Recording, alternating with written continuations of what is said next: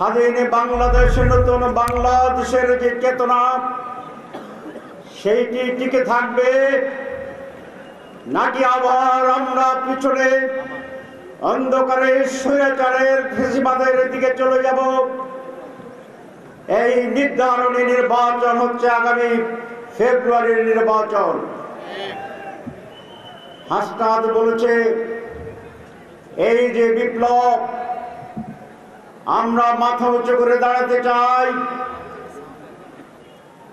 একটি দল নতুন করে ভারতের সাথে আপোষ করে আবার দেশ শাসনের জন্য বাংলাদেশকে বিক্রি করে দিতে চায়। এদেশের মানুষ 4 কোটি যুবক এটা হতে দেবে না ইনশাআল্লাহ। আমাদের সরকার হবে দুর্নীতির বিরুদ্ধে জিরো টলারেন্স। কোন দুর্নীতিবাজ এই দেশের শাসন ক্ষমতায় থাকবে না। এদেশের মানুষ চাঁদাবাজদেরকে আর ভোট দেবে না, দখলদারদেরকে আর ভোট দেবে না।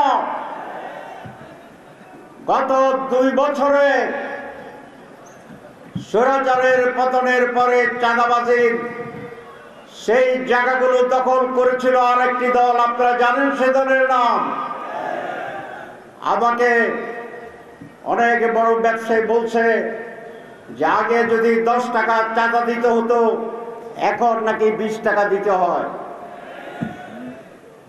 চাঁদার শিকার এই দেশের রিক্সাওয়ালা, ছোট দোকানদার, বাস স্ট্যান্ড, বালুর ব্যবসায়ীরা, সকল মানুষ চাঁদার এই জ্বালাতনে অতিষ্ঠ হয়ে আছে।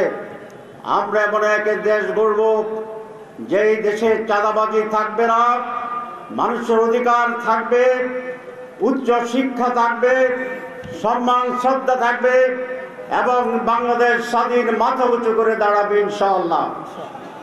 সম্মানিত ভাইয়েরা আমার, আজকের এই বিশাল সমাবেশ আমি দেশীয় বক্তব্য দিতে চাই না।